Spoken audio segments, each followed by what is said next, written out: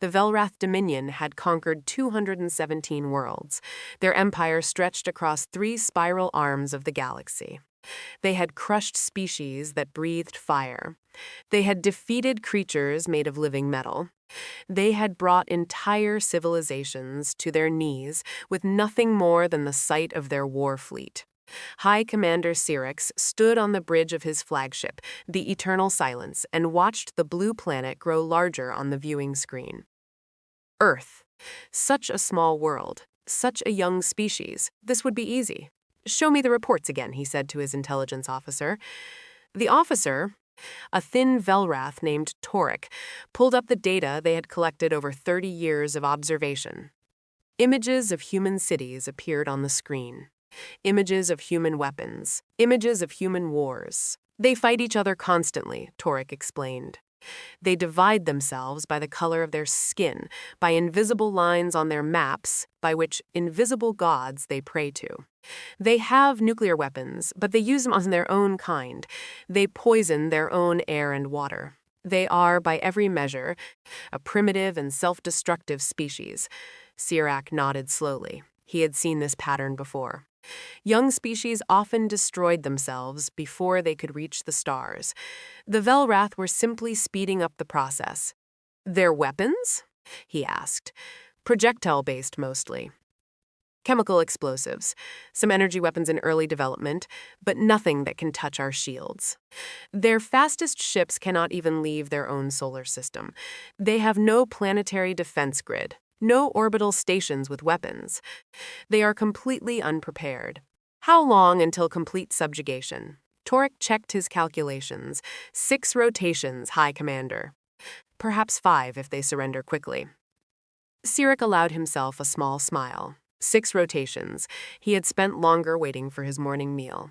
This conquest would add another world to the Dominion's collection, another species to serve as workers and soldiers. The Council would be pleased. "Begin the approach," he ordered. "All 400 ships in standard formation. Let them see what comes for them." The fleet moved as one, emerging from the dark side of Earth's moon like a swarm of metal insects. They blocked out the stars. They filled the sky above every major city on the planet.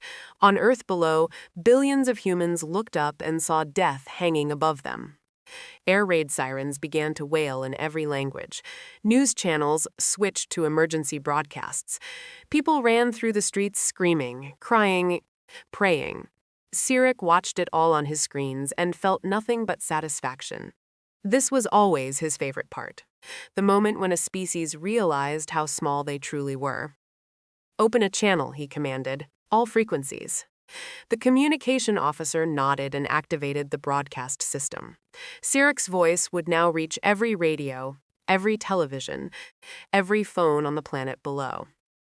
"People of Earth," he began, using the standard subjugation speech that had worked on so many worlds before. "I am High Commander Syrax of the Velrath Dominion. Your world now belongs to us. Your weapons cannot harm us. Your armies cannot stop us. You have 1 hour to surrender your governments and your military forces. If you comply, many of you will be allowed to live. If you resist, we will burn your cities to ash and take what we want anyway. The choice is yours."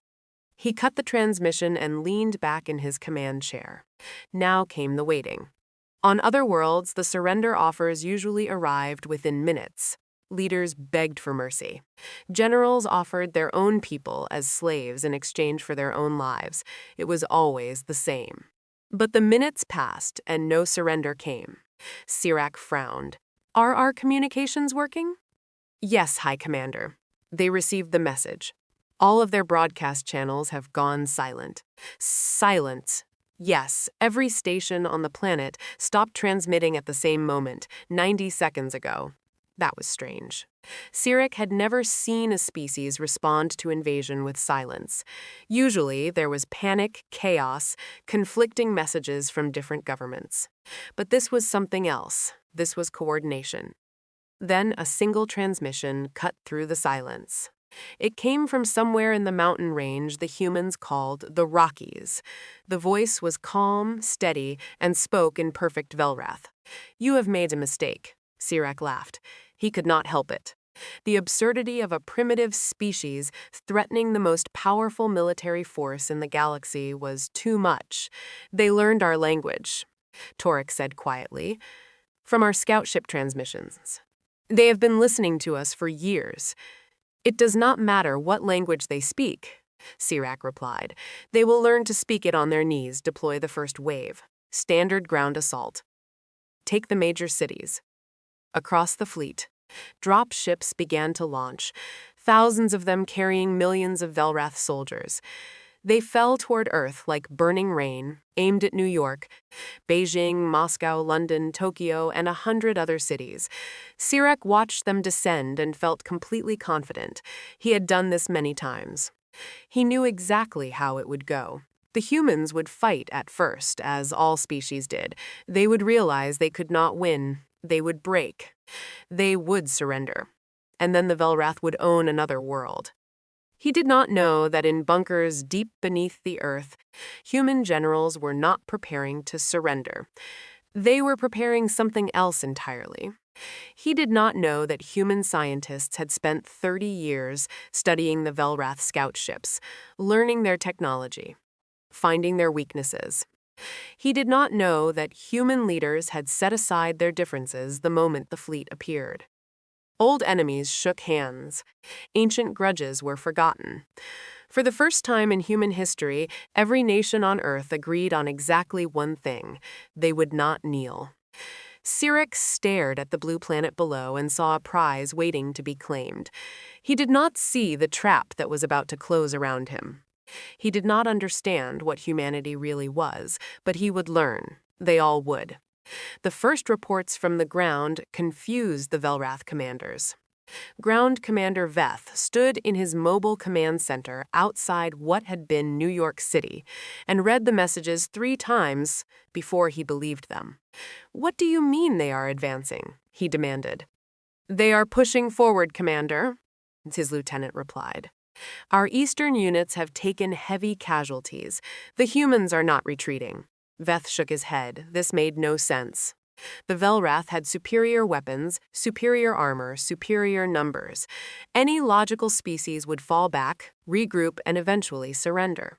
But the humans were attacking. He pulled up the battle footage on his screen and watched in disbelief. Human soldiers charged across open ground toward Velrath positions. Many of them fell. Most of them fell. But the ones who survived kept coming. They did not slow down. They did not hesitate. They ran toward certain death, with their teeth bared and their eyes burning with something Veth had never seen before. One human pilot flew his damaged aircraft directly into a Velrath walker. The explosion killed the pilot instantly, but it also destroyed the walker and the 50 soldiers inside it. Another human, a young male with blood running down his face, strapped explosives to his chest and ran into a Velrath battalion. He was laughing as he pressed the trigger. Laughing? Veth felt something cold move through his chest. He had fought many species across many worlds. He had seen bravery and he had seen fear. But he had never seen anything like this. These humans were not just willing to die. They seemed almost eager for it, as long as they could take Velrath with them. "Commander," another officer rushed into the tent. "We have a problem in the civilian zones." "What kind of problem?" "The civilians are fighting." Veth stared at him. "Civilians do not fight. Civilians flee or surrender. Not these civilians." The officer showed him footage from a residential area. An old human female, her hair white with age, fired a primitive projectile weapon from an upper window. She killed 2 Velrath soldiers before they located her and destroyed the building. In another clip, human children led a Velrath patrol into a narrow street, then disappeared through holes in the walls, while hidden humans collapsed the buildings on top of the soldiers. A farmer in the European region called Ukraine had destroyed an entire landing craft. He had mixed chemicals from his farm with stolen fuel, created a massive explosion, and killed everyone aboard. The farmer died in the blast, but witnesses said he was smiling. Veth contacted the other ground commanders. The reports were the same everywhere. In Beijing, Elderly humans blocked the streets with their bodies, while younger ones moved weapons through underground tunnels. In Moscow, factory workers converted their machines to produce ammunition and worked through the night while bombs fell around them. In Tokyo, office workers built traps and ambushes using nothing but furniture and kitchen knives. The Velrath were winning the battles technically. They had better technology. They had more soldiers. They controlled more territory with each passing hour, but they were paying a price they had never paid before. For every city they captured, they lost thousands of soldiers. For every human they killed, 10 more seemed to appear, and the humans were learning. On the third day, a Velrath soldier was killed by a weapon that burned through his armor like paper. The weapon had been assembled from pieces of crashed Velrath equipment, rebuilt by human hands in a basement workshop. On the fifth day, humans found a way to jam Velrath communications in 3 different regions. On the 7th day, a human sniper killed a Velrath commander from 2 kilometers away using a modified rifle that should not have been able to fire that far. Veth requested a meeting with High Commander Sirach. The initial estimates were wrong, he reported. These humans adapt faster than any species we have ever encountered. Every tactic we use against them, they find a counter within days. Every weapon we deploy, they find a weakness within a week. Sirach frowned at the reports. They are primitives. How is this possible? I do not know, High Commander, but I am beginning to believe we misunderstood something fundamental about them. Explain. Veth chose his words carefully. We observed them fighting each other for decades.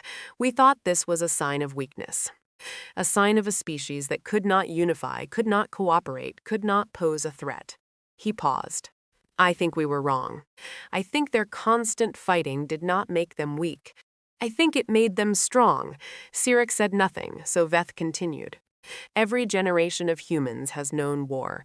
Their entire history is written in blood. They have fought over land, over resources, over ideas.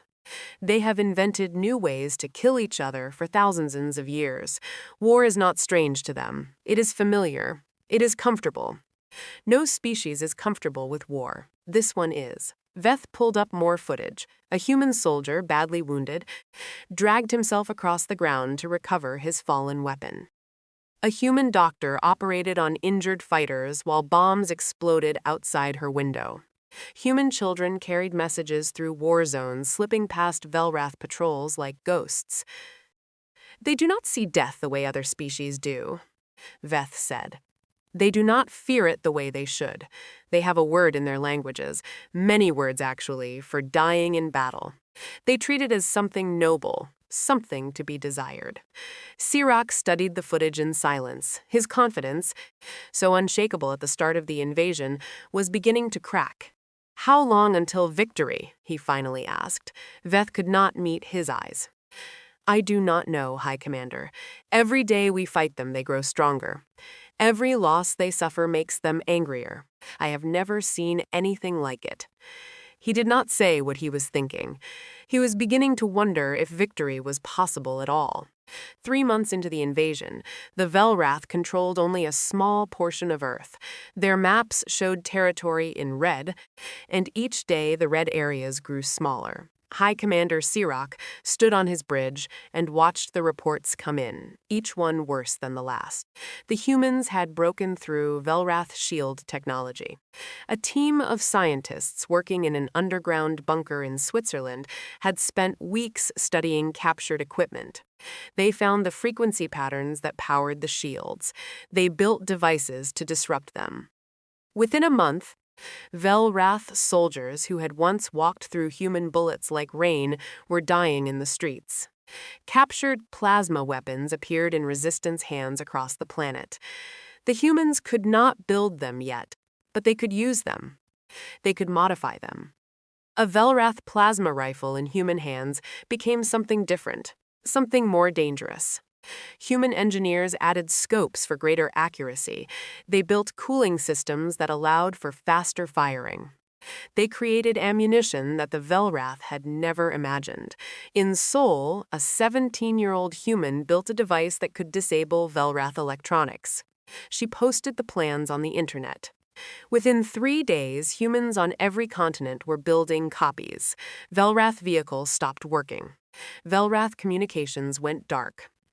Velrath soldiers found themselves alone, cut off from their commanders, surrounded by enemies they could not see.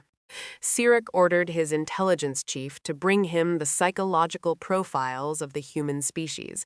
He read them again, searching for something he had missed. They should have broken by now, he said. Every projection said they would surrender within 6 rotations. It has been 90. His intelligence chief, Torak, stood beside him with his head bowed. Our projections were based on other species, High Commander. We assumed humans would react as others have reacted, and they have not. No, Torak hesitated before continuing. There is something else. High Commander, something in the reports from our ground forces that concerns me. Speak. Our soldiers are afraid. Cy'ral turned to look at him. Velrath soldiers do not feel fear. They do now. Torak pulled up a series of reports. 37 soldiers have refused to sleep. They say they cannot close their eyes without seeing human faces. 12 commanders have requested transfer away from Earth. 4 soldiers have taken their own lives. Cords, perhaps, but their reports all say the same thing. Torak found a specific file and opened it.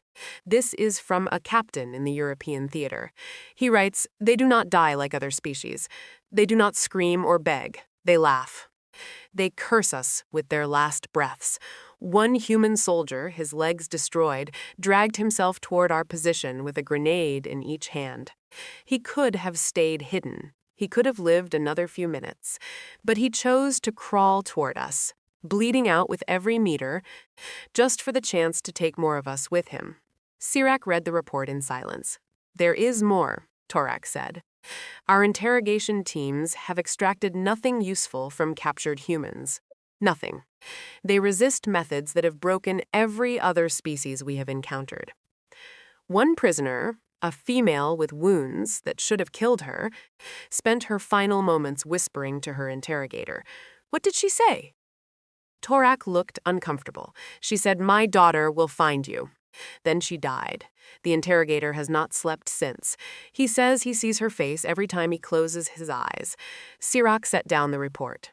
Through the viewing window, he could see Earth hanging in the darkness. Such a small world, such a stubborn species. Why do they not surrender? He asked, more to himself than to Torak. We are stronger than them. We have better weapons. We have more soldiers. Every logical calculation says they cannot win. Why do they keep fighting? Torak had no answer. The truth was something neither of them could understand. Humans did not think in terms of logical calculations. They did not weigh their chances of victory and make rational decisions. They fought because fighting was what humans did. They had fought ice ages that lasted centuries. They had fought plagues that killed millions. They had fought famines, floods, fires, and each other. Their entire existence was one long battle for survival, and they had never lost, not completely, not finally. Every time history knocked them down, they got back up. Every disaster that should have destroyed them only made them stronger. They carried within them the genetic memory of ancestors who had survived everything the universe could throw at them. The Velrath had conquered species that were stronger than humans.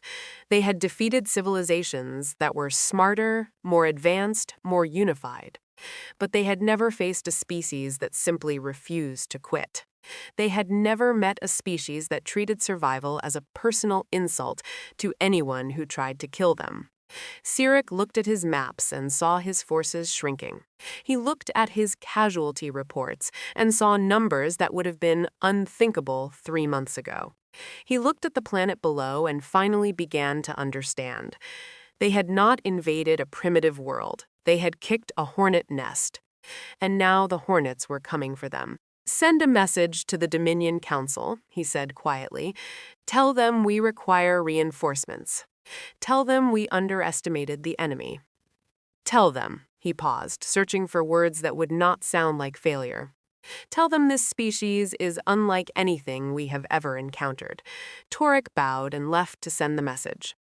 Cy'rac remained on the bridge, staring at the blue planet that was slowly teaching him what fear felt like. 6 months after the invasion began, the war changed completely. The Velrath were no longer the hunters. They were the prey. It started with small attacks. Human teams, trained in captured Velrath technology, found ways to board the ships in orbit. They used stolen shuttles.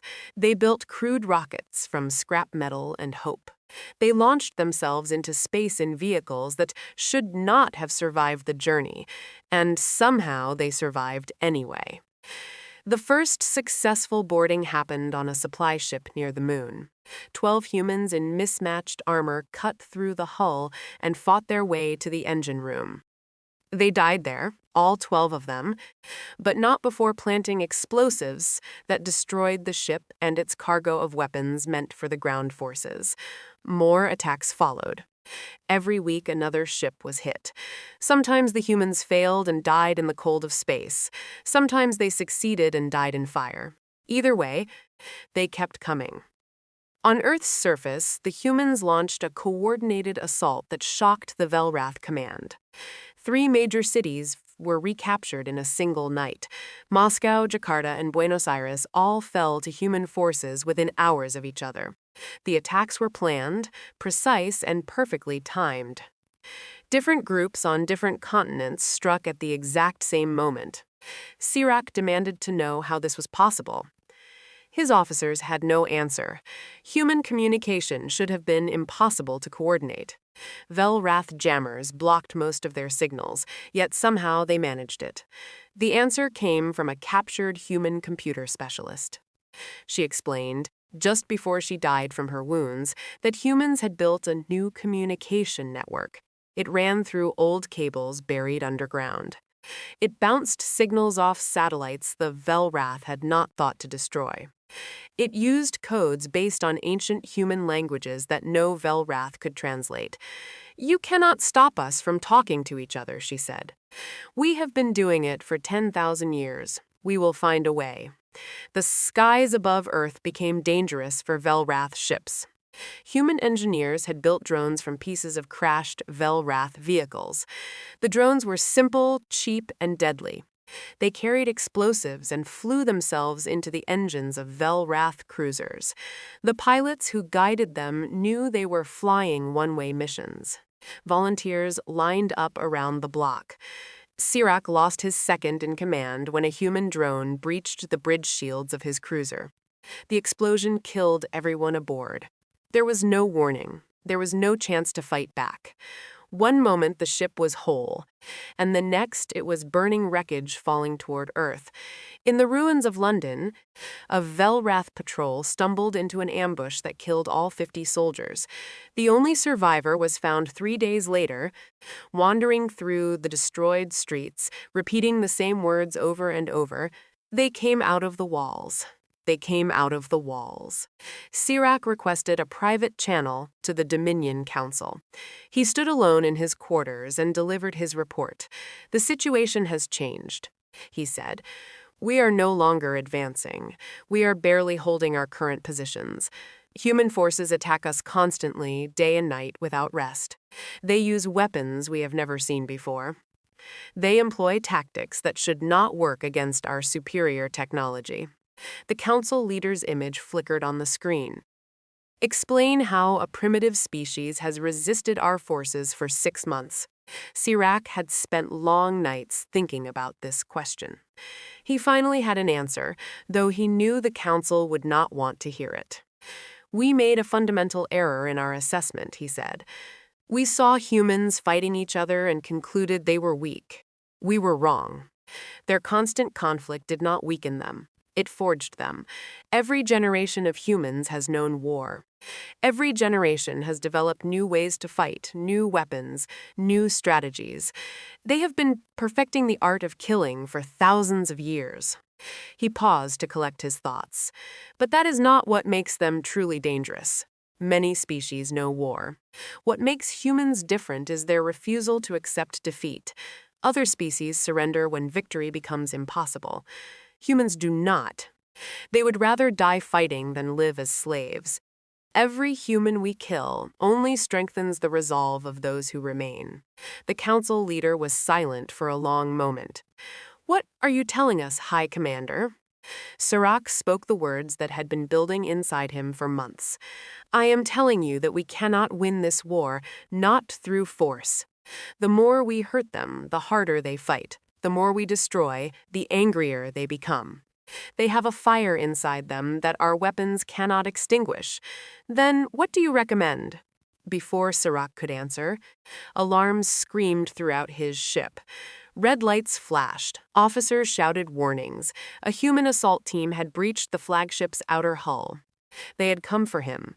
Sirach grabbed a weapon and ran toward the bridge.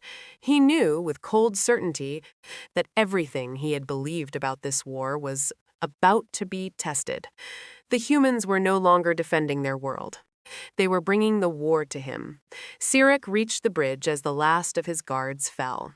7 humans stood among the bodies, their armor scorched and broken, their weapons still smoking.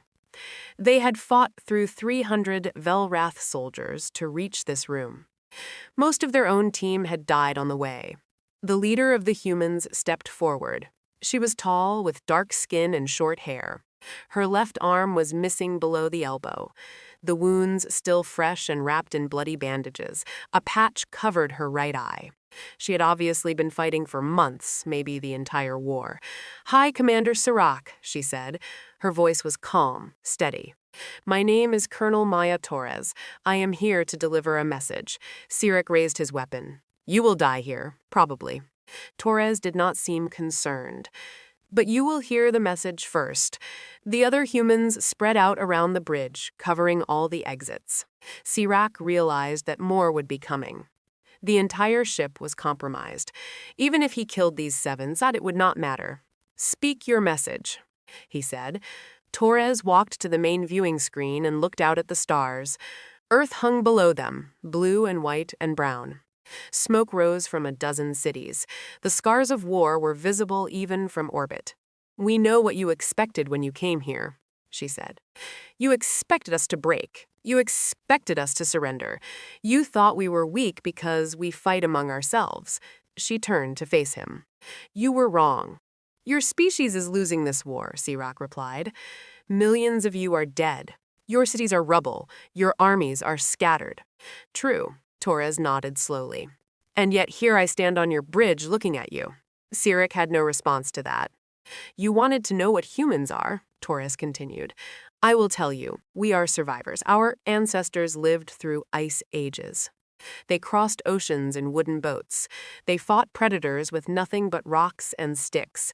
They died by the millions to disease, famine, and war. And every single time they got back up." She stepped closer to Sirach. Her remaining eye burned with something that looked like fire. "You think you can break us. You cannot. You can kill us. You can destroy our cities. You can burn our world to ash. But you cannot make us surrender. It is not in our nature. We do not know how. Then you will all die. Some of us, many of us, maybe most of us." Torres smiled, and there was no warmth in it. "But not all. There will always be survivors. There will always be humans who remember what you did here, and when we rebuild, when we reach the stars, we will find you. We will find the Dominion, and we will teach you what your invasion taught us." What is that? That we are not alone in the universe. That there are enemies out there who want to destroy us, and that we must be ready. Sirach felt something he had never felt before in his long career. He felt small. He felt afraid, not of the woman standing before him, but of what she represented. A species that could not be broken. A species that would remember. "You are not going to kill me," he said. It was not a question. No. Torres lowered her weapon. "We are going to put you and your surviving ships on a course back to Dominion space. You are going to tell your council what happened here. You are going to tell them what you faced, and you are going to deliver a message." "What message?" Tors stepped back and signaled to her team. They began moving towards the exits, their mission apparently complete. "Tell them Earth is closed," she said. "Tell them to mark our systems as forbidden. Tell them to never, ever come back. And if they do?" Tors stopped at the doorway and looked back at him. Her ruined face showed no fear, no doubt, only the absolute certainty of someone who had already accepted death and chosen to keep fighting anyway. "If they come back, they will face a species that has spent every day since this invasion preparing for their return. We will have better weapons, better ships, better soldiers, and we will have hate." Her voice dropped to almost a whisper. "We are very good at hate, Commander. You have taught us to focus it. You have given us a target. The next time we meet, it will not be on our world. It will be on yours." She left. 2 weeks later, the 19 surviving Velrath ships limped into Dominion space. Sirach stood before Council and delivered his report. He told them everything. The battles, the losses, the humans who fought with their last breath, the species that could not be conquered. When he finished, the council leader asked the question Sirach had been dreading. "What do you recommend?" Sirach, who had once been the greatest commander in Velrath history, gave the only answer he could. "Quarantine the Sol system. Mark it forbidden. Let no Dominion vessel approach within 10 light years and pray." "Pray for what?" Sirfrak looked at the star map, at the tiny yellow dot that marked Earth's sun. "Pray that they never develop faster than light travel, because if they do, they will come for us. They will remember every city we burned, every human we killed. They do not forget. They do not forgive." He turned away from the map. "We did not invade a primitive world. We woke something ancient and terrible, something that has, for over 2 centuries, humans bent over backwards to be accepted by the Galactic Councils. When we first stumbled into the wider universe, naive and bleeding from our own wars, we showed up with hands open and heads low. We came in peace. We always came in peace. But no one ever really wanted peace with us. They called us low-tier mammals, dirt worlders, and resource pests. Behind every handshake was a sterilization scan. Behind every smile was a law we hadn't been told about. But we still tried, still believed. The council said we had to prove ourselves, not just technologically, but morally. Fine. So we obeyed. We played by the rules. We joined their missions, fought their wars, delivered their aid, paid their taxes. We even accepted their sanctions when we outperformed them. But every time we rose up a little too high, someone found a reason to knock us back down. It wasn't one single event that broke us. It was the piling of disrespect like sand on a glass plate, 1 grain at a time. The last grain wasn't special. It just happened to be the one that shattered everything underneath. That grain was Ky'ral Station. It was a diplomatic outpost orbiting the neutral moon of Glathion 3. Humans made up nearly half of the staff there, coexisting with 11 other species. We'd invested billions into that station. Energy, tech, even people's lives. It was meant to be a symbol of unity. Instead, it became a grave. It started small. A human engineer, Lorna Keene, reported missing supplies. Then a comms officer noticed encrypted traffic from unauthorized terminals. A few days later, a diplomatic assistant overheard something she wasn't meant to hear. Something about phase transitions and containment failures. She sent one final message back to Earth. "We're not alone in this sabotage, but they'll blame us. I know it." Hours later, Ky'ral Station exploded. 234 lives lost. 97 of them were human. The official council report blamed human negligence. Said it was a systems failure in a human-made power relay, the same power relay that had been signed off by 3 non-human inspectors. Earth's diplomats protested. Our scientists countered their report with raw data. We begged for a joint investigation. The council laughed. They said we were trying to cover our embarrassment with conspiracy theories, that we didn't understand how things worked in the galaxy.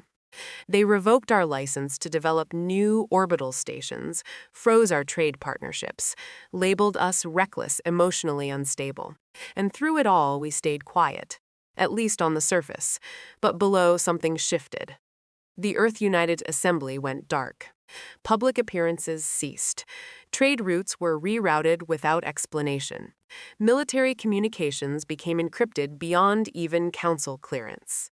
Then colonies started sending home whispers.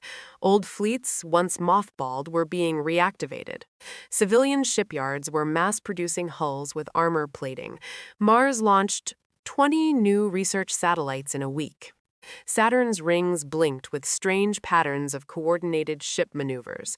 Nobody responded to council inquiries. We weren't angry. Not anymore. We were done. Then came the moment the galaxy would never forget.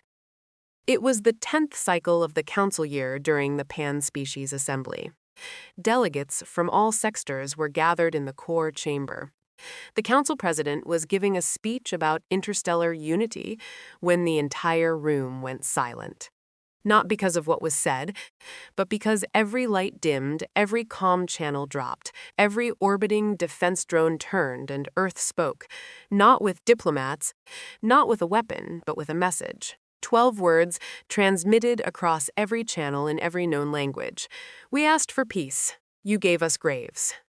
Now you'll understand pain, the feed cut. A moment later, 6 council-controlled starbases went offline. Gone. Wiped out so cleanly that even the surrounding debris was vaporized. No species spoke. No one dared to retaliate because it wasn't just an attack. It was a warning. Earth had patience, but it had limits, and they had just found out what waited on the other side. The galaxy stood still. For the first time in recorded history, not a single species responded with outrage. No calls for retaliation. No demands for war tribunals. No coordinated response fleets. The silence that followed Earth's message was a silence rooted not in confusion, but in fear. Because everyone understood the implications. 6 council starbases had disappeared, not attacked, not disabled, gone, and not just any bases. Each one had layered defenses, redundant shield networks, and orbital monitoring systems designed by the most advanced species in the galaxy. They weren't built to be impenetrable. They were built to be untouchable. Monuments of strength meant to remind the galaxies of the Council's dominance. Now they were dust, and no one had even seen the shots fired. It wasn't just a show of force, it was a statement. We are not like you, we are not playing by your rules anymore. Behind closed doors, the council was in shambles. The High Circle met in emergency session. Dozens of species, some having once viewed humanity as nothing more than a curious backwater anomaly, now sat in silence around the grand obsidian table that formed the heart of the Galactic Core's governing body. They watched the footage again. The broadcast Earth had sent, 12 words, plain, emotionless, not yelled, not frantic, delivered in a calm, neutral tone. Translated into the native language of every listening species, as if Earth had rehearsed the moment for centuries. And that made it worse. This wasn't some impulsive act of rage. This was planned. "Do we retaliate?" asked the Baroon diplomat, a quadrupedal species known for their mercenary fleets. "We can't," muttered the Varine ambassador. Their speech carried through a low harmonic vibration that made some ears ring. You didn't feel it. That message, it wasn't just a warning. It was the opening of a campaign. They took down 6 stations in 6 sectors simultaneously without crossing a single border, added the Kraylan overseer. They didn't attack from the front, they attacked from inside. Then a chilling realization passed through the room, unspoken. They had no idea how the attacks were carried out. No recorded energy signatures, no known weapons detected. No warnings from early detection systems. The starbases were simply erased. Not destroyed in fire and fury, just gone. Disintegrated like they'd never existed. Someone suggested a covert operation to capture a human fleet. Another demanded a fleet be sent to the Sol system to assert control. The Avenari delegate, an ancient and powerful race that once considered humanity a mere scientific curiosity, raised one long bark-like limb and spoke only one line. If they let us see this, imagine what they haven't shown yet. Meanwhile, on Earth, the world was different now. Public unity had never been stronger. There were no riots, no protests, no division between nations. For once, every country on Earth had come to the same conclusion. They had been used, bled dry while trying to play nice with species that saw them as inferior. Earth's skies now shimmered with an invisible net, an interlocked defense grid powered by a new energy source the Council had never been granted access to. Even satellites orbiting Earth's moon had changed, armed, shielded, intelligent. Human colonies across the solar system, once considered vulnerable outposts, now pulsed with coordinated, coded activity. Ships moved in precise formations as if every asteroid field and dust cloud had become part of some larger tactical design.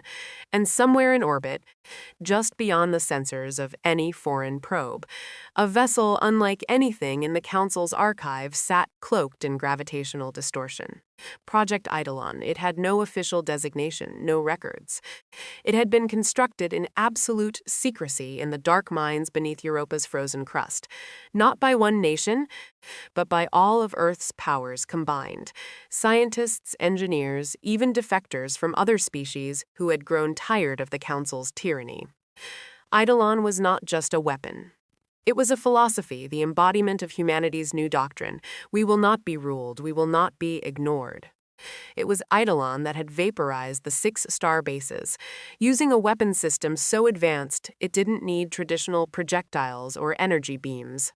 It weaponized space itself, created ripples in gravity strong enough to fold matter out of existence, clean, quiet, absolute. But Earth's goal wasn't conquest, it wasn't colonization, it was a message. We are no longer asking for a seat at the table. Aboard the bridge of the Eidolon, the silence was thick. Commander Ky'ral stood in front of the blackened viewport, her hands clasped behind her back. Her eyes weren't cold, but they were tired.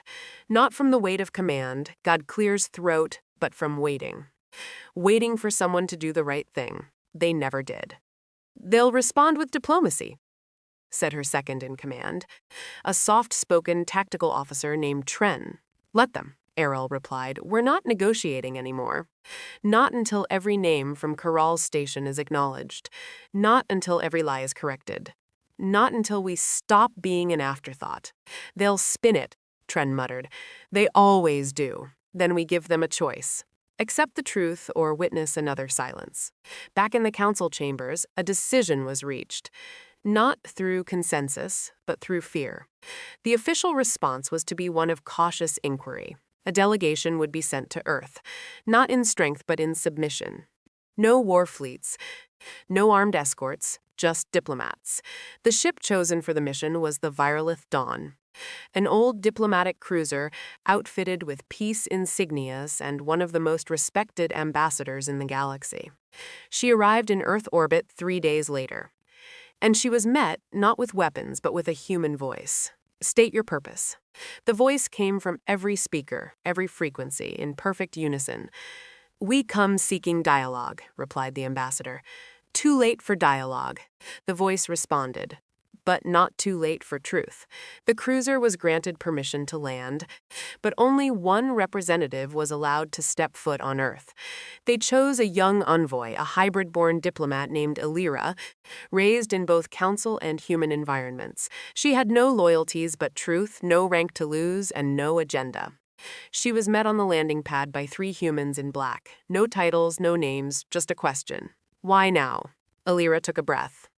Because the galaxy is afraid. Of what? She looked them in the eye. Her voice didn't tremble. Of what you've become. One of the humans tilted his head. No, the galaxy is afraid of what it made us become. They took her underground through halls filled with names etched in steel. Names of the fallen from Ky'ral Station. Names from old wars. From diplomatic missions that were never reported. From colonists abandoned because of political bargaining. She walked in silence until they reached a room. Inside, a simple table, a single chair, and a datapad. Read, the human said. Then decide if the council still deserves peace. The pad contained the truth. Intercepted communications showing council knowledge of the Ky'ral sabotage before it happened. Internal memos discussing how a disaster would slow Earth's growing influence. Signed orders redirecting emergency response ships away from Ky'ral during the explosion window. It wasn't negligence, it was murder. Lyra felt her chest tighten. Her species, her government, her people, they knew, and they let it happen. "I didn't know," she whispered. "That's what everyone says," came the quiet reply, "until they do." She left Earth changed, returned to the council with the full data dump, knowing it would shake the very foundations of their structure. But Earth didn't wait. Before the council could meet, Earth did something no one expected. They opened the files to everyone. Not just governments, not just leaders. Every citizen on every council-aligned world received the truth in their personal inbox. No filters, no blocks. The raw, undeniable evidence of council treachery. And the galaxy cracked. Protests erupted. Council buildings were stormed. Alien species who had once mocked humanity now stood with their fists clenched, demanding justice. And amidst the chaos, a new message was broadcast. "We were patient, we were peaceful, you chose to test us, now you will watch us lead." Earth did not send armies, it sent hope to the oppressed, the silenced, the forgotten. They called it the Accord. A new system, a new council, built not on dominance but on accountability. Any species could join, but only those who had nothing to hide dared step forward. The council laughed at first. Then their outer colonies declared independence and joined Earth. Then their soldiers stopped following orders. Then their ships stopped responding. Within weeks, the once mighty council was splintered. And Earth? Earth became the center of a new era. Not because they wanted it, because they earned it. Because the moment humanity's patience ended was the moment the galaxy was finally forced to listen. At first, the galaxy didn't know how to react. In every system, from the frozen moons of the Aurelian Belt to the floating sky cities of Qualis Prime, people stared at their screens, speechless. The evidence was overwhelming, not doctored, not interpreted, just raw recordings and internal communications, all laid bare. It showed not only the truth behind the Ky'ral Station disaster, but a pattern. Decades of manipulation, quiet exterminations, embargoes disguised as protection, and entire species used as political pawns, and there, at the center of it all, stood Earth. The species that had spent over 200 years trying to play by the rules. The one species that had begged, pleaded, compromised, and humbled itself at every turn until it couldn't anymore. And now, the council was on the back foot for the first time in over a millennium. The protests were not localized. They were not brief. They were not small. Entire populations turned on their own leadership. Civil servants resigned in droves. Riots broke out in council homeworlds where humans had never even set foot. Statues of former council founders were pulled down. Council ambassadors found themselves stranded in spaceports, chased out by the very people they claimed to represent. The phrase, "They were right about us," echoed everywhere. But Earth didn't gloat. They didn't celebrate. They didn't send in fleets to liberate anyone. They simply said, "We're not here to conquer. We're here to rebuild something better.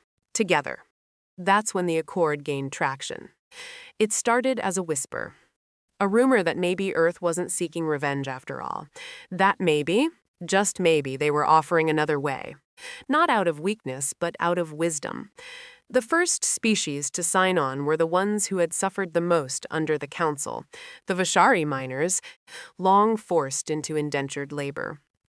The Dranok tribes, who had been pushed off their ancestral planets to make room for council-run factories. The Zolan engineers, whose inventions were confiscated for safety reasons. These species sent delegates to Earth. Not under armed escort, but voluntarily. They didn't find thrones. They didn't find empires. They found meeting rooms, open forums, equal seats, and slowly the Accord grew. 10 species joined in the first month, then 20. By the third month, it had 75 signatories, and not a single one left. Because they weren't just welcomed, they were respected. On the other side of the stars, the council was rotting from within. Accusations flew between former allies.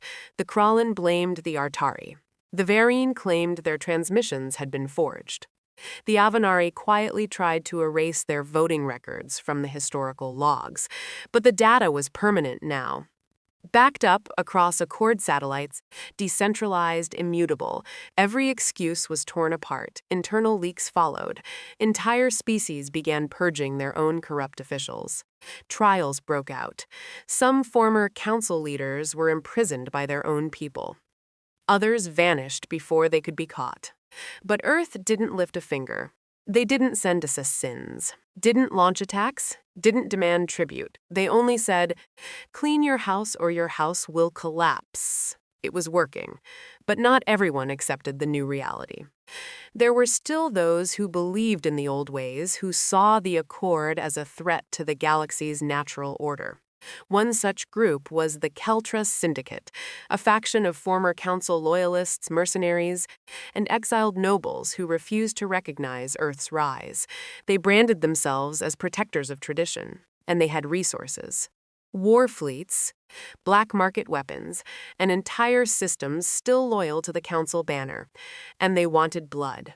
They attacked 3 newly inducted Accord worlds, launching strikes on communication hubs and power stations. On Valeth Prime, they bombed a refugee medical ship mid-evacuation. They thought they'd provoke Earth. They thought Earth would come down on them with overwhelming force, create another Ky'ral-style incident they could use to sway public opinion back in their favor. But Earth didn't respond with bombs. They responded with truth. Within hours of the attacks, Earth released video footage, intercepted transmissions, and visual confirmation of Keltros command centers ordering the strikes. And then, for the first time since the fall of the Council, humanity gave a speech. It wasn't a president, not a general, not a diplomat. It was a child. Her name was Mara, 13 years old, born on a colony ship orbiting Neptune. Her parents had died during the sabotage at Ky'ral Station. She stood in front of a plain white backdrop, wearing no uniform, no makeup, no symbol of any political faction, just a girl, a survivor, and she looked directly into the camera and said, "I don't know why they hate us. I just know they do. My mom used to tell me, one day they'll see us, really see us, but they didn't. They saw a threat, a target, and now I'm alone. So if you're still following the people who did this, ask yourself if your pride is worth more than our lives." The speech was less than 2 minutes long, but it brought an entire galaxy to tears. Even species that didn't cry by nature sat in stunned silence. The Ky'ral Syndicate tried to claim it was emotional propaganda.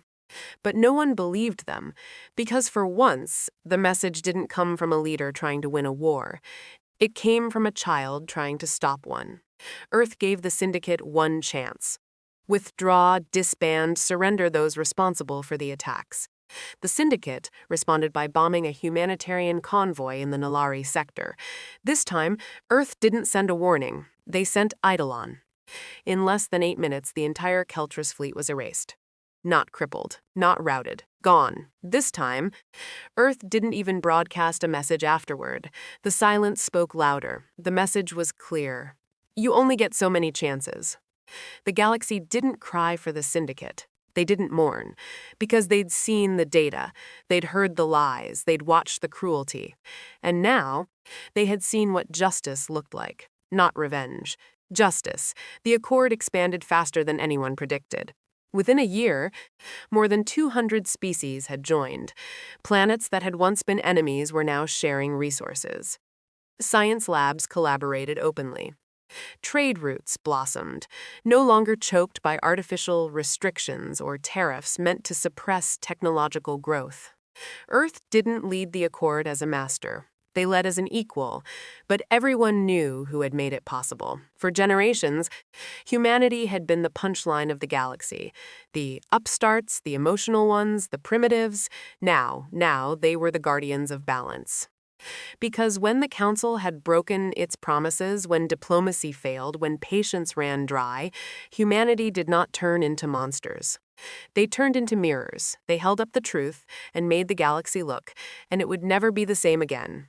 But peace, true peace was not easy. As the Accord gained ground, former Council power blocks began to stir in secret. They didn't attack directly. Instead, they used smaller factions, smugglers, assassins, planted operatives. One such operative infiltrated an Accord intelligence outpost on Luna Station and sabotaged a new planetary shield prototype. It failed during a scheduled stress test, vaporizing a test team of 9, including 4 Voshari researchers. Once again, the old wounds were ripped open. Whispers began. Is Earth still protecting us? Are we safe under the Accord? Earth responded not with another strike, but with transparency. They released every log, every recording, every internal report of the incident. No cover-up, no excuses. Then they issued an open challenge. To those who still operate in shadows, we will not chase you, we will wait. Because we know the truth always finds its way to light.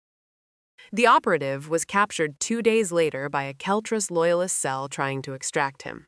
He was handed over, not to Earth, but to a multi-species tribunal created by the Accord itself. That's when everyone understood. This wasn't about humans anymore. This was about accountability for everyone. And so the stars changed. Where once the Council logo marked oppression, now the Accord banner stood for something else. Not perfection, not power, but potential. And Earth went quiet again, not because they were retreating, but because their job was never to rule. It was to remind the galaxy what happens when you push too far. Because humanity's patience had a limit, and beyond that limit was something no species would ever want to face again. It had been 17 standard months since Earth delivered its final warning. 17 months since the Keltras Syndicate was wiped from the stars. 17 months since the Accord bloomed from whispers into law. The galaxy was rebuilding, not in the old image, but in something new, something shared. Trade between former enemies flourished. Technology that had once been hoarded was now open-sourced and distributed across Accord networks. Planets that were once stripped for Council profits were now being restored by multi-species restoration teams. It was working. But peace, even in its best form, is fragile. In a universe this big with scars this deep, not everyone wants peace. There are those who need war the way a body needs a heartbeat. And in the far reaches of unmonitored space, past the asteroid clouds of Cora 12, beyond the collapsed warp lanes of the shattered crescent, they waited. The remnants, not just of the Council, but of something older, something far more dangerous. They called themselves the Veil, not a faction, not a nation, an ideology. They didn't want power, they wanted control. Where the Council had failed with politics, they believed in silence, total, invisible domination. If the Accord represented light, the Veil was the cold gravity behind it, dragging systems into the dark one by one. They never claimed responsibility, never left witnesses. And for months, they moved unnoticed. Ships began disappearing along fringe trade routes. Beacon stations went dark. And then came the disappearances. Not deaths, disappearances. Entire colonies, thousands of people, vanished without a trace. No debris. No distress calls, just gone. At first, the Accord assumed it was piracy, a resurgence of Keltras loyalists. But this was cleaner, quieter, coordinated. Something was happening, and Earth knew it. They always did. In a bunker beneath the Arctic Circle, 4 humans stood around a projection. The holo table displayed a 3D map of the galaxy riddled with blinking markers. Red for missing convoys, orange for communication anomalies, and gray for confirmed colony losses. One of the men, older, white-streaked hair, leaned forward and tapped a blinking icon in the Graven Reach sector. This one was different, he said. No forced entry, no life signs, no environmental damage. But the data core is gone. Another woman, a systems analyst named Nadja, spoke without looking up. They didn't just take people, they took history. The fourth, younger than the others, looked between them, tension in his jaw.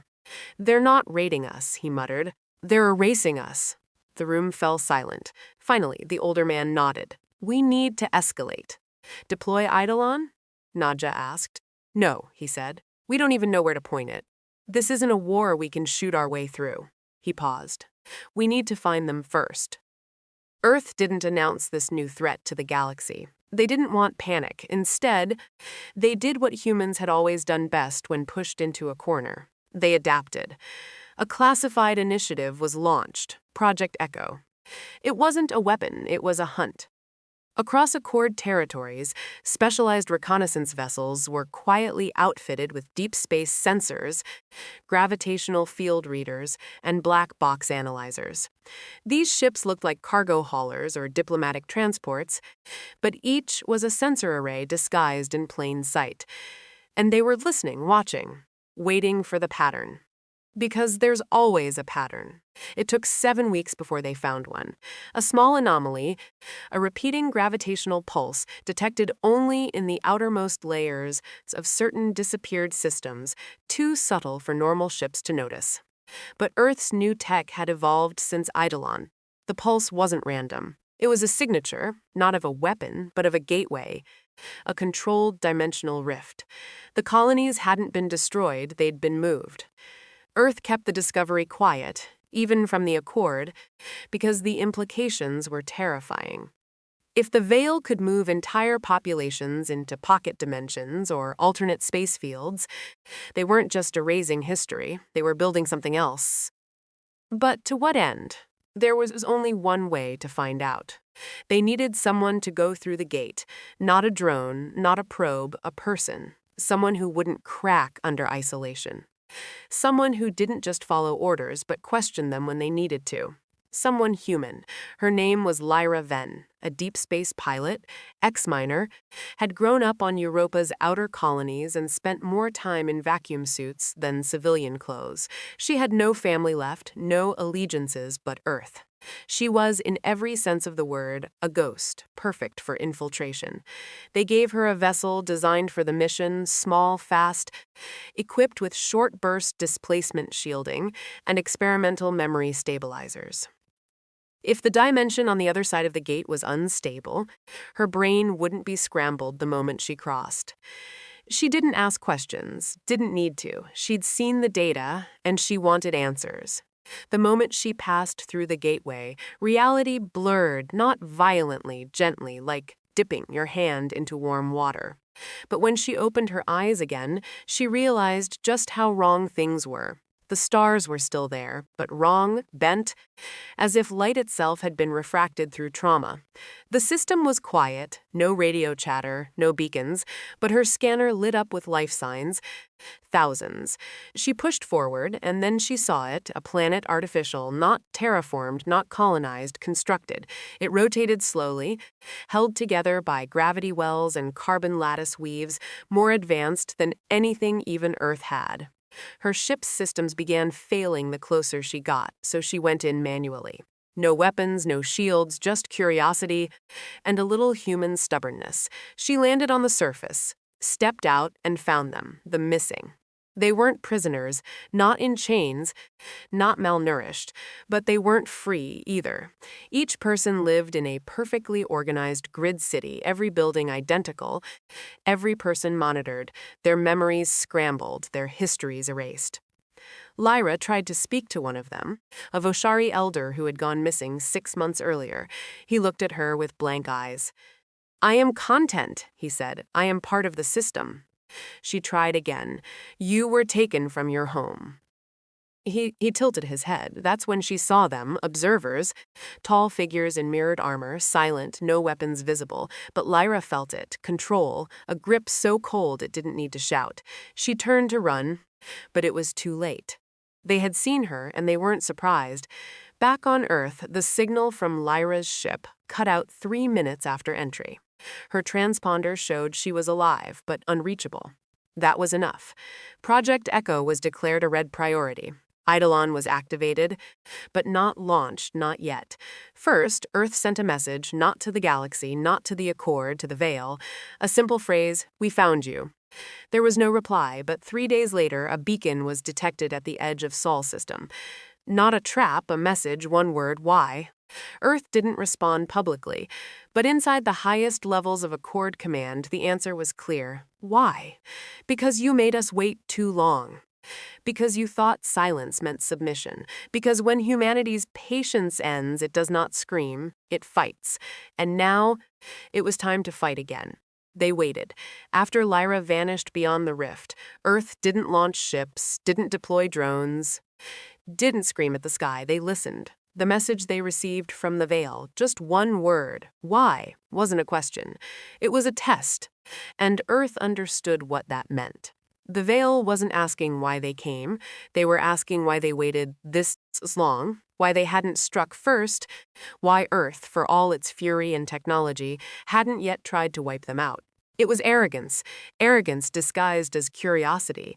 But Earth didn't take the bait. They knew what the Veil really wanted: chaos. If Earth retaliated blindly, the accord would fracture, fear would return, and the galaxy would fall back into the shadows the Veil had crawled out of. No, Earth wasn't going to start a war. They were going to end one. But to do that, they needed to get Lyra back. Lyra didn't know how long she'd been there. Time passed strangely in the Veil's constructed world. The artificial planet had no sun, only a dull gray sky that never changed. The inhabitants, once vibrant, diverse, passionate, now moved like wind-up dolls, always busy, never questioning. She tried to speak with them, tried to connect, but something had rewritten them, stripped them of identity. She began keeping a journal on a scrap of plating she found near a comms tower. Etching notes with a heated chip, she recorded everything: their speech patterns, routines, even the expressions they no longer had. She'd been trained for interrogation, espionage, survival in hostile environments, but not this, not emptiness. And yet, there was something underneath it all, a hum, a signal too deep for ordinary scanners. It wasn't natural. It wasn't even technological in the way she understood it. It was psychological. She heard it in her sleep, a whisper at the edge of her mind. Order brings peace. Your pain is unnecessary. Let go. She fought it, repeated her name every morning, her mission, her planet. I'm Lyra Venn. Earthborn, Accord agent, not yours. And every night the whisper came back. In Sol Command, Earth's analysts finally cracked the pulse signature the Veil used to transport their captives. It wasn't just gravitational manipulation, it was dimensional redirection. Essentially, the Veil didn't need to move ships physically. They moved the space around them. They folded the fabric of local reality until the target was no longer in this dimension. It wasn't something Earth could do. Not yet. But it was something they could track if they got close enough. That's when they launched the Vanguard Protocol. 5 ships, no weapons, no military flags, just sensor arrays, high-frequency decoys, and deep-range beacon relays. Their mission was simple: draw out the Veil. Not to fight, to find the door. It worked faster than expected. In the outer rim of Accord space near a dying star, one of the ships detected a fold event. They sent a probe masked to resemble a drifting mining drone. What came back wasn't just a signal, it was a message from Lyra. It was fragmented, corrupted. Most of the file was white noise and static, but a few seconds came through. Enough to make Earth hold its breath. I'm here, it's real. They're rewriting minds, not with tech, with frequency. They hum. It gets inside you. Then silence. Then 4 final words, sharp and desperate. Don't trust the sky. No one knew what it meant, but Earth had seen enough. They mobilized a classified fleet under Project Echo Black. Eidolon was brought back online, not for offense, for rescue. But they knew it wouldn't be that simple. Inside the Veil's realm, Zira had stopped sleeping. She couldn't tell dreams from thoughts anymore. She kept moving, kept writing, though her arms trembled and her stomach ached from the synthetic food cubes. The observers had started watching her more closely. They never moved quickly, never spoke, just stared, like statues made of thought. One day, while she was walking through Sector 7, she saw something strange, a glitch. A momentary flicker in the air like heat distortion. She moved toward it, found a tower half fused with another building. The architecture pulsing like it was alive, and at its base, a door. Not made for the inhabitants, made for her. When she touched it, something triggered. A voice rang in her head. This time not from the Veil, but her own. I remember you, it whispered. Then she blacked out. When she awoke, she was in a white chamber, not clean, sterile, too sterile. Like reality had been scrubbed, a figure stood across from her, not an observer, a human, or something pretending to be. His face was symmetrical, too perfect, his eyes too still. Lyra Venz, he said. You're not real, she muttered. Neither are you, he replied. Not here, he sat, gestured for her to do the same. You're strong, stronger than most, but you will break. All things break in time. That's why we build systems. Systems that erase people? No. Systems that save them from themselves. She clenched her fists. You call this saving? He tilted his head. This world has no war, no hunger, no lies. Every being here lives without fear, without pain. That is peace. That's slavery, she said. He didn't argue, just nodded slightly. That's what Earth said too. Back in Sol, the Echo Black Fleet reached the anomaly's edge. Time was tight. The signal from Lyra had stopped again. They only had one shot. Eidolon transmitted a low-level graviton pulse at the fold's resonance frequency, carefully tuned to avoid triggering the Veil's defenses. The fold opened, a pinprick tear in space, enough for one ship. Lyra's rescue vessel, the Arc Spear, launched through. Inside, Captain Jun Harlan stood at the helm, every muscle tense. He wasn't a diplomat. He wasn't a scientist. He was what Earth sent when everything else failed. His orders were simple. Bring her home. Or die trying. Inside the realm, Lyra felt the shift before the sky even changed. The hum paused. The observers froze. Something new had entered, something that didn't belong. Then, for the first time in days, she smiled. She didn't know how Earth had found her, but she knew what was coming, and so did the Veil. The man pretending to be human stood, his expression finally cracking. They're reckless, he said. They'll tear open things they don't understand. She stood too. That's what you always feared, isn't it? He looked away. Humanity. Then the room shuddered, and the sky cracked. The Arc Spear punched through the Veil's dimension like a comet dipped in vengeance. The distortions screamed around the hull, but Earth tech held. Every sensor maxed out. Every warning light blared. But they had her signal, and they were going to her. Captain Harlan activated the beacon link. Lyra, if you can hear this, we're coming. He didn't wait for a response, didn't need one. Because deep in the cold heart of an artificial planet, surrounded by creatures that wore silence like armor, Lyra lifted her head and said the words that would go down in history. I knew you'd come. The sky tore, not metaphorically, not as a figure of speech. It ripped like fabric, like a wound in a painting too perfect to be real. Light poured through it, but not the kind that warmed skin or guided ships. It was the cold, hungry light of reality, forcing its way into a place that had no right to exist. The Veil's artificial dimension, stable, quiet, symmetrical, screamed in silence as Earth's ship crossed over. The Arc Spear. She wasn't a warship, but she might as well have been. Every inch of her hull was wrapped in graviton shifting shielding. Her hull bristled with pulse disruptors calibrated not for combat, but dimensional stabilization. Earth hadn't come to bomb this place.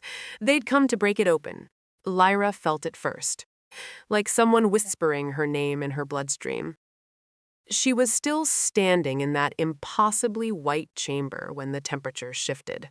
The walls rippled. The sterile air buzzed, and the observer who had been watching her, silent for hours, suddenly moved. Not with threat, with urgency. You brought it here, it said, voice no longer neutral. You opened the gate. Lyra didn't flinch. No, she replied. They opened the truth. The walls cracked. Outside, the false sky shattered into pieces of falling light. The Veil's dimension was collapsing, but not from violence, from exposure. Inside the Arc Spear, Captain Jun Harlan kept his hands steady on the controls. The Veil's realm bent around them like rubber stretched too far. Their stabilizers fought every second to hold their position in place. Lights flickered. Gravity twitched. AI guidance failed 3 times in the first 5 minutes, but they were still flying. Because Harlan wasn't flying for himself, he was flying for Lyra. Tracking signal is bouncing, said his navigator. Their space is unstable. Logic loops, recursive echoes, collapsing physics models. I don't even know what's real in here. We don't need it to be real, Harlan growled. We just need it to be over. Another pulse of energy shook the ship. External sensors picked up movement, structures reconfiguring, towers bending into fractal spirals, cities folding in on themselves like burning paper. The Veil was trying to adapt, to erase the threat. But Earth tech wasn't conventional. Project Eidolon had taught them how to weaponize existence itself. The Arc Spear was the result. A vessel built not to dominate, but to end illusions. Lyra ran. The chamber crumbled behind her. The voice that had pretended to be human screamed inside her skull, not with words, but with raw data, desperate to overwrite her thoughts. She clenched her fists, bit her tongue until she bled, and kept running. Outside, she saw the others, the colonists, the stolen. They were all standing still, eyes blank, humming in unison like puppets waiting for a hand. Lyra screamed, "Wake up!" No one moved. Not until the ship came. When the Arc Spear passed overhead, its hull rippling with human defiance, the hums stopped, and for a heartbeat, all those blank eyes blinked. The spell was breaking, the lie was dying. Captain Harlan's voice cut across the comms, visual on the ground. I see her. I see Jesus. What is that? The city below them was folding, not collapsing, folding into itself, like it was trying to hide from being perceived. Buildings bent backward into spirals. Roads collapsed into pits of endless depth. The artificial gravity that once kept the colony stable was failing. But in the center of it all, Lyra stood, alive, bloodied, smiling. She raised one hand, and the Arc Spear dropped a tether. It wasn't clean, wasn't smooth, but it was enough. Lyra jumped, and the moment her boots left the ground, the world below screamed. The Veil wasn't just angry, it was afraid. She landed hard inside the rear cabin, collapsing to her knees. Captain Harlan was already there, grabbing her arm, checking her vitals. "You okay?" he barked. Lyra coughed, spit blood, and nodded. I remembered who I was. Harlan smiled, rough and tired. That's all I needed to hear. Then the ship rocked again. The Veil wasn't letting them go. Across the Veil's false dimension, structures began detonating, not with fire, but with data corruption. The world was losing cohesion. Like a hard drive full of bad sectors, it flickered and tore itself apart, trying to keep up. And in its core, a voice, the one Lyra had heard whispering for days, rose up in fury. You were meant to submit. You were meant to obey. You were meant to let go. And then it turned from her to Earth. You brought rot to order, emotion to logic. You are the anomaly. And Earth finally answered. Captain Harlan's voice was calm. Yeah, that's kind of our thing. Then they fired the payload. It wasn't a bomb. It wasn't a gun. It was a broadcast. A frequency signal embedded with emotional resonance, personalized to every known species Earth had cataloged. The result of years of research into neural harmonics, memory anchoring, and consciousness coding. In simple terms, they reminded everyone who they were. A pulse of raw identity blasted from the Arc Spear's hull, sweeping across the Veil's artificial cities, washing over every captive mind like a sonic tidal wave. Names, faces, memories, songs, pain, joy, humanity. Not because humans were better, but because humans had suffered and learned. In that moment, the stolen remembered themselves, and the Veil began to lose them.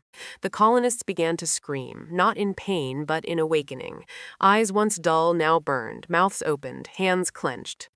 The grip the Veil had held for so long shattered like glass underfoot, and the dimension, unable to hold that much raw emotion, began to disintegrate. The Arc Spear banked hard towards the gate, dragging gravity distortions behind it. Lyra sat in the rear cabin, eyes wide, tears falling freely as she looked out the window and saw everyone waking up. You came for me? She whispered. Harlan's voice buzzed from the intercom. We always come back for our own.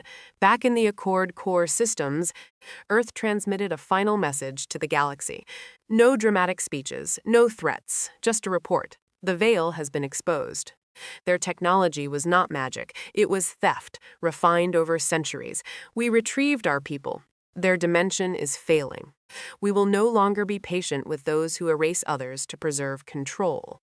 Then a final line, simple and calm. The age of silence is over. Lyra recovered slowly. Her mind had scars no scan could see, but she wasn't broken. She walked through Earth's skies again, breathed unfiltered air, listened to real birds instead of artificial hums, and she spoke at the Accord Assembly. Just once.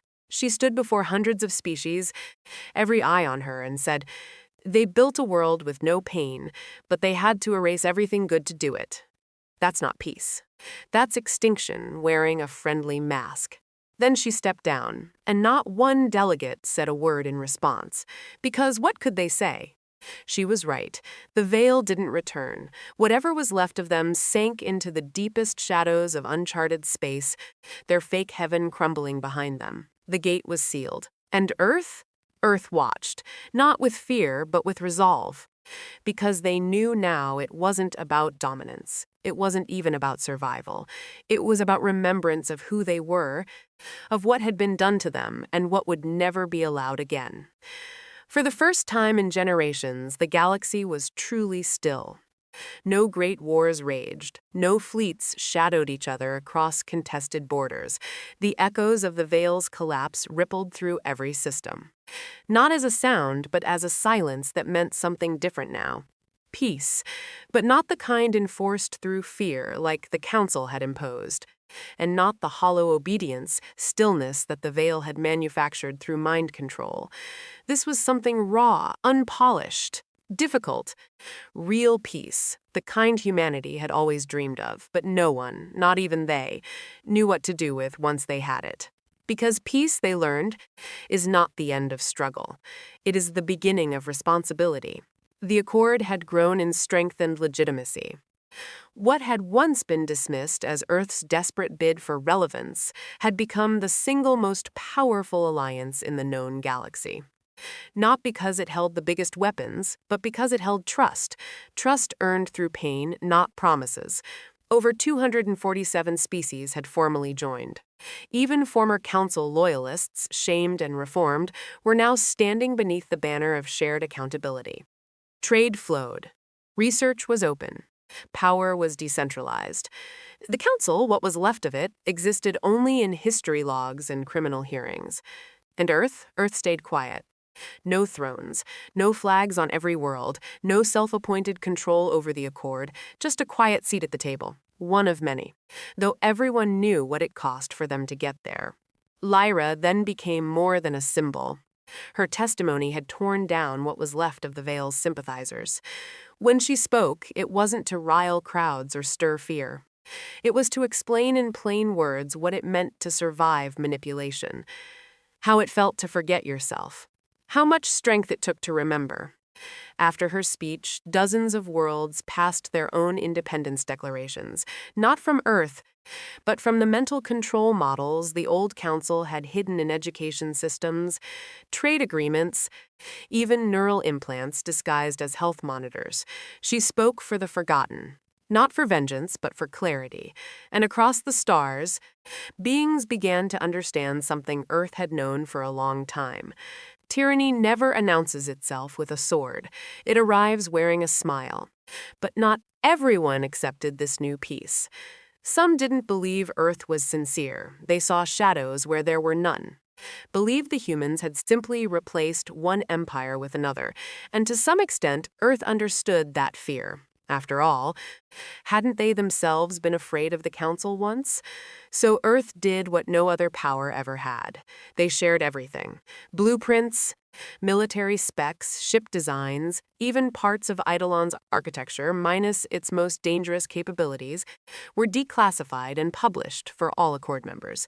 No secrets, no hierarchy. Not to weaken themselves, but to remove fear. To say, "We are not holding this over you. We are holding it with you." But transparency comes at a cost, because not everyone uses knowledge for peace. In a mining colony orbiting Drexus First, a system long isolated from galactic politics, a new anomaly was detected. Faint energy pulses, rhythmic, familiar, too familiar. Earth recognized the signature. A fragment of the Veil's dimensional technology, the broadcast hadn't died with the realm. It had spread. A seed planted in deep space, maybe by design, maybe by accident. But now it was growing. A single colony began to change. At first, the miners just worked longer hours, said they didn't need sleep, said they felt the rhythm of the system. Then they stopped responding to standard check-ins. By the time an Accord patrol ship arrived, the colony was unrecognizable.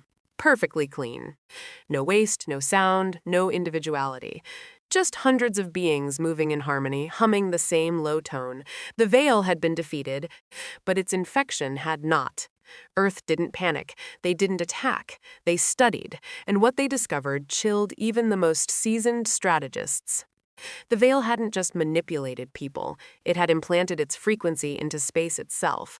A slow virus, one that latched onto artificial energy signatures, weak minds, or emotional imbalance. It could lie dormant for years, maybe centuries, until something stirred it awake. And now it had. Earth proposed the creation of signal purity teams, multi-species coalitions trained not for war, but for containment and cognitive restoration. Psychologists, engineers, spiritual leaders, veterans of Veil captivity. The goal wasn't to destroy infected zones, it was to heal them. Some called it naive, but most called it the most human thing they'd ever seen. Lyra was asked to lead one such team. She declined military rank, insisted on going in plain clothes. "I won't be a savior," she said. "Just a mirror. Let them see themselves again." Her first deployment was to Outpost 9, a deep space relay station that had gone silent for 18 days. When she arrived, the station was dark. Its crew, still alive, floated in a catatonic state, barely speaking, eyes locked on invisible shapes in the walls.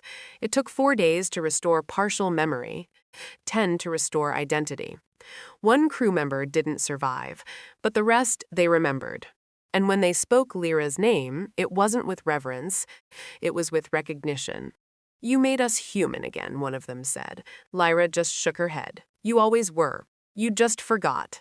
In the halls of Accord's diplomacy, debates raged, not over Earth's power, but over Earth's philosophy. What does it mean to lead without control? What does it mean to teach without conquest? No one had ever done it before, and many believed Earth couldn't maintain it. Power, they argued, always corrupts.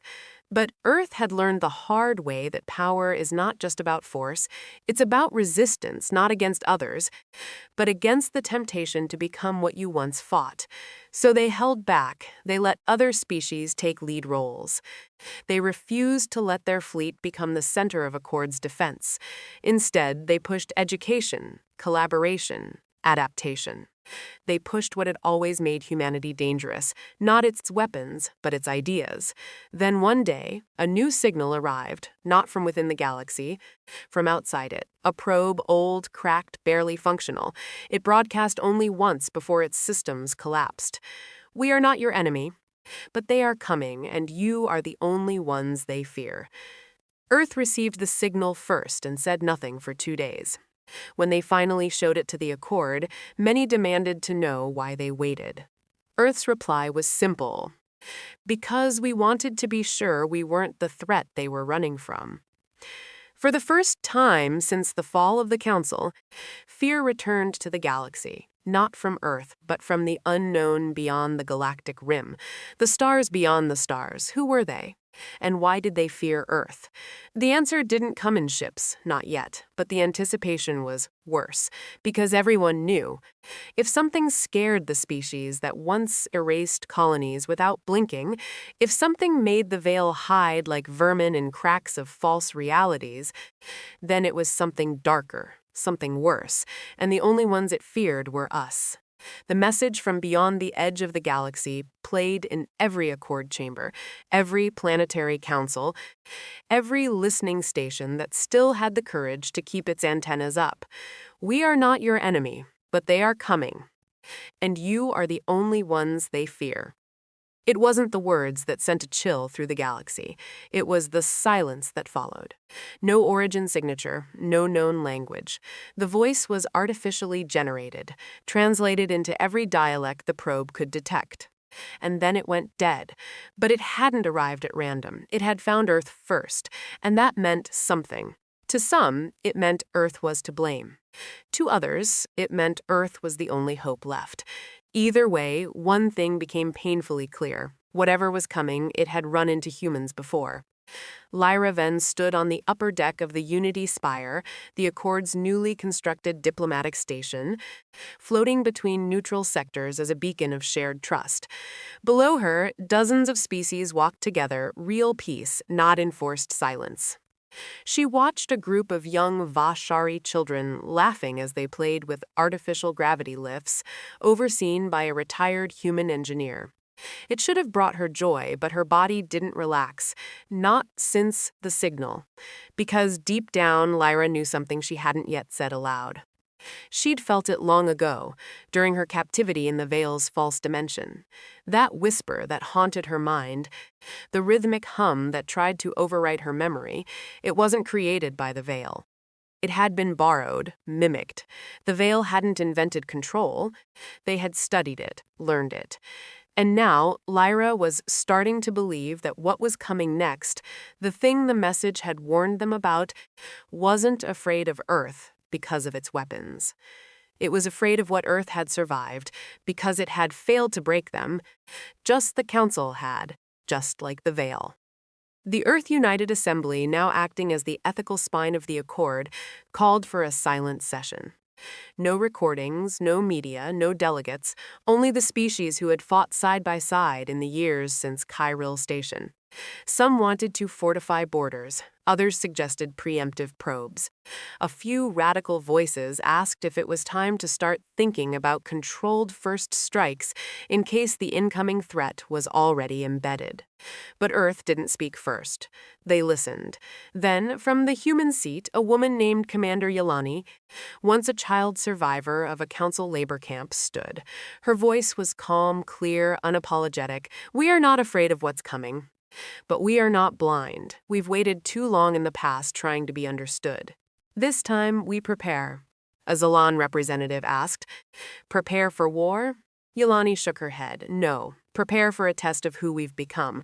Earth did not build a new fleet. They built a network, not of weapons, of memory. Using fragments of Veil technology, AI assistance, and the combined computing power of 20 Accord species, they created something unprecedented, a cognitive resonance archive. They called it the Witness Protocol. Its function? To preserve truth. Every Accord citizen was invited voluntarily to contribute memories, personal stories, testimonies, family histories not edited for image, not filtered for politics, raw, unflinching, the good, the bad, the ugly. From human civil wars to alien revolutions, from council betrayals to Veil liberation, every piece was uploaded, not to shame, but to remember, because they now understood something simple. When you forget where you come from, you're easy to control. At the edge of Accord space, exploratory drones began disappearing. No explosions, no flares, just vanished. But this time, Earth wasn't caught off guard. They had eyes everywhere now. And when the first drone managed to send back a corrupted visual before losing power, analysts worked for 72 hours straight to stabilize a single image. The picture was simple, terrifying. A moon drifting through space hollowed out into a giant black eye and carved across its surface in language unknown, yet somehow understood, were 5 words. "We warned you." To Neil. The room went quiet. No one laughed this time because what they saw was not just a weapon, it was a message. But Earth didn't flinch. Instead, they sent their own message, not to the threat, but to the galaxy. "We will not kneel, not because we seek war, but because we remember what kneeling cost us the last time. If they come for us, they come for all of us, and we will stand together." It spread like wildfire. On backwater worlds, graffiti sprayed in markets read, "Remember Ky'ral." On mining colonies, workers carved "We stand now" into metal support beams. Even old council species whispered the phrase in council halls, "No more silence."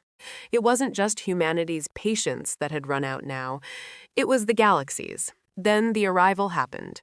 A rift torn wide near the dark edge of Sector 19, a stretch of space long thought uninhabitable. Out of it came nothing. Not a ship, not a fleet, just a pulse, like the psychic echo of something enormous thinking about waking up. And in systems light years away, sensitive minds collapsed. Empaths bled from the nose. Machines rewrote their own logs in languages no one recognized. It was as if reality itself twitched. But the Accord did not panic. They activated the witness protocol across every system. And Earth made a choice no empire in history had ever made. They sent their most vulnerable, their truth, to meet the dark. Lyra Van was chosen to be the envoy, not a soldier, not a fleet commander, just a woman who had survived being erased and remembered herself anyway. She boarded a vessel not designed for war, but for translation, emotional, historical, neurological.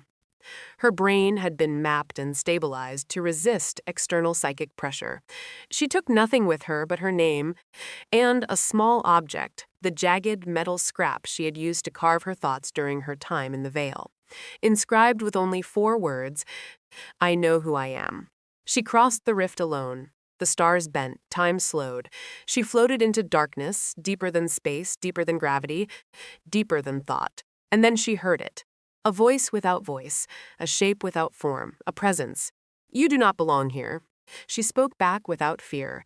"I do now. You remember too much. I remember enough. You are not like the others." "No," she said. "I'm worse because we waited and still chose not to become you." Silence. "Then why have you come?" She looked up into the void and said the one thing no other race had dared say before.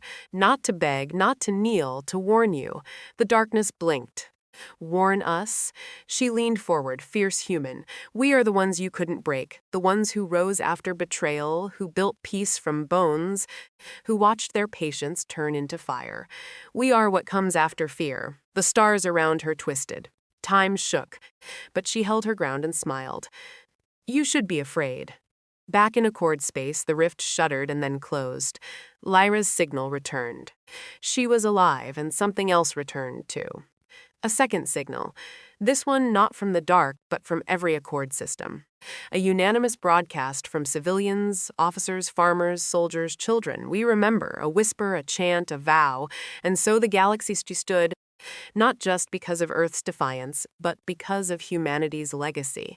That when pushed to the edge, when erased, humiliated, enslaved, or betrayed, humanity did not conquer.